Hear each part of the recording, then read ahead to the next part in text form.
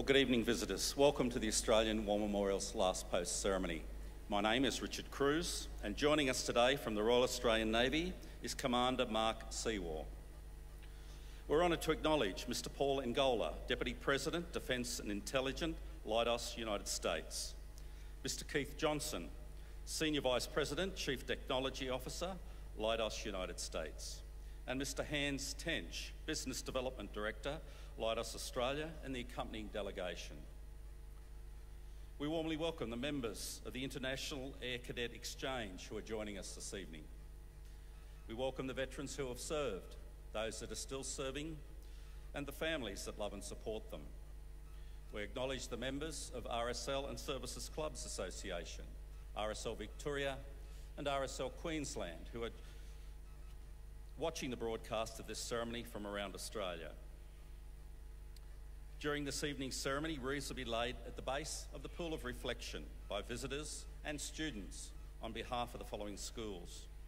From New South Wales, Thornley West Public School from Thornley, and from Queensland, Victoria Park State School from Mackay. Could I ask you to please stand and join in singing the National Anthem.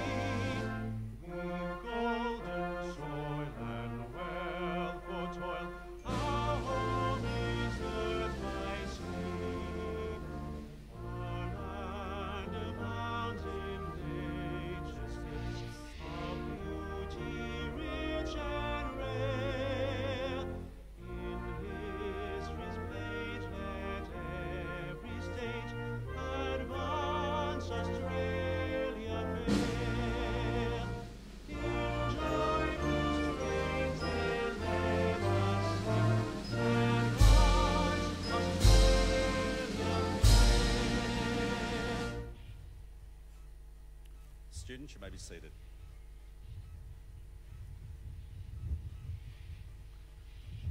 The Australian War Memorial was the vision of Charles Bean, Australia's first World War official historian.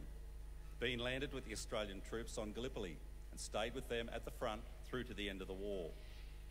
The idea of this national memorial and museum came to him at Pozières, France, in the depths of the bloody fighting of 1916. Bean's idea was that this would be a place where families and friends could mourn loved ones buried in faraway places. It would also be a place that could help all Australians understand what these men and women had endured and what they had done for us. Bean's vision, to which we remain true, is best expressed as inscribed in the entrance to the memorial's galleries. Here is their spirit in the heart of the land they loved, and here we guard the record which they themselves made. Tonight we'll read the story behind just one of those on the Roll of Honour, which lists the names of more than 102,000 men and women who have given their lives for us in war and operations for more than a century. But first we present a lament, Flowers of the Forest. Wreaths and floral tributes will now be laid at the base of the Pool of Reflection.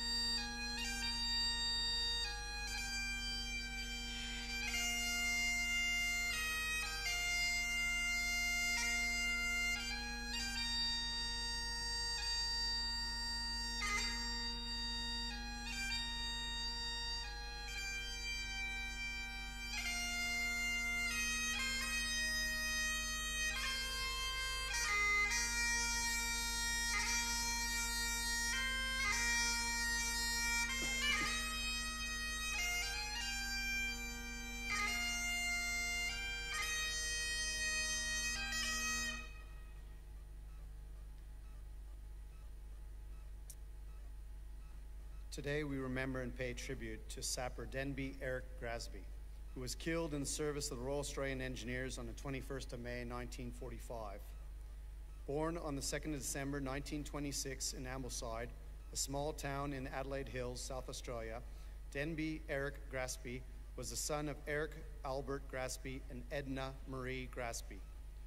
Renamed Ambleside during the First World War, the town in which Denby Eric Grasby was born is better known as Handorf. Like many German place names in Australia, Handorf was renamed during the First World War, but the name Handorf was later reinstated in the late 1930s. Following school, Denby Grasby worked as a carpenter and joined before he volunteered for service in the 2nd Australian Imperial Force shortly after his 18th birthday in February 1945. Denby's father, Eric Grasby, a veteran of the 1st Australian Imperial Force from the First World War, also served in the 2nd Australian Imperial Force, holding the rank of warrant officer.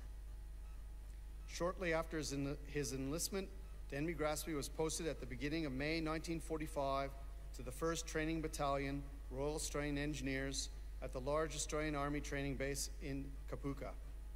However, in the afternoon of the 21st of May 1945, tragedy struck. Crowded within a dugout during a routine demolition training exercise on the preparation of hand charges were two groups, one of 22 trainees and 2 instructors, as well as a smaller squad of 30 men and 1 instructor. Inside the dugout were 110 pounds of explosives that were stored for the day's training exercises. In circumstances that remain unknown to this day, the explosives ignited. In the explosion, 24 men were killed instantly. 2 died of injuries shortly afterwards, and 2 more were severely injured. Sapper Denby Grasby was one of those killed in the accident. He was 18 years old. A mass funeral was held for the men in Wagga Wagga on the 24th of May. Thousands of people lined the route of the funeral parade. The 26 flagged draped coffins were carried on 4 army trucks. The cortege included over 100 military vehicles carrying members of the Army and Air Force. The dead were buried in the Wagga Wagga War Cemetery. Grasby's name, along with the other 25 who were killed in the accident, is listed here on the Roll of Honour on your right, among almost 40,000 Australians who died while serving in the Second World War. A photograph of his headstone is displayed beside the pool of reflection. This is but one of the many stories of courage and sacrifice told here at the Australian War Memorial. We now remember Sapper Denby Grasby, who gave his life for us, for our freedoms, and in the hope of a better world.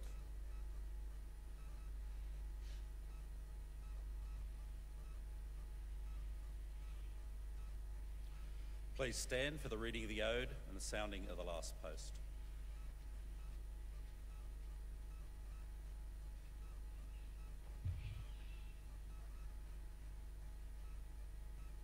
They shall grow not old, as we that are left grow old. Age shall not weary them, nor the years condemn. At the going down of the sun, and in the morning, we will remember them. We will remember them.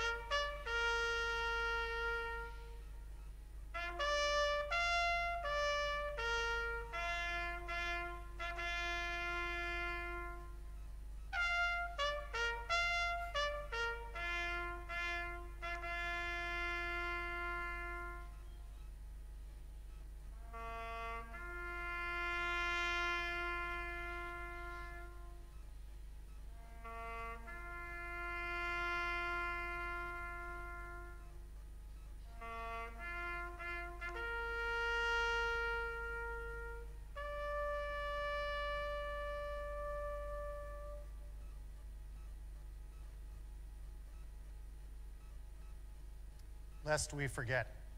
Lest we forget.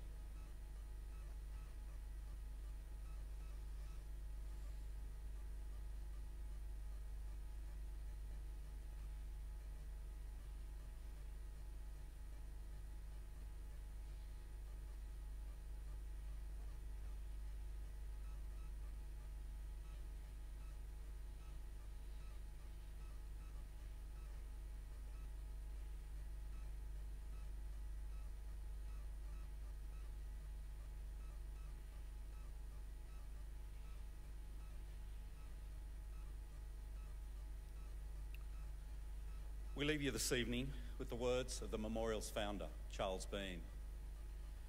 Many a man lying out there at Poziere or in the low scrub at Gallipoli with his poor, tired senses barely working through the fever of his brain has thought in his last moments, well, it's over.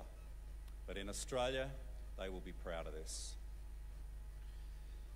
Ladies and gentlemen, girls and boys, that concludes this evening's last post ceremony. We thank you for visiting the Australian War Memorial and wish you all a very good evening.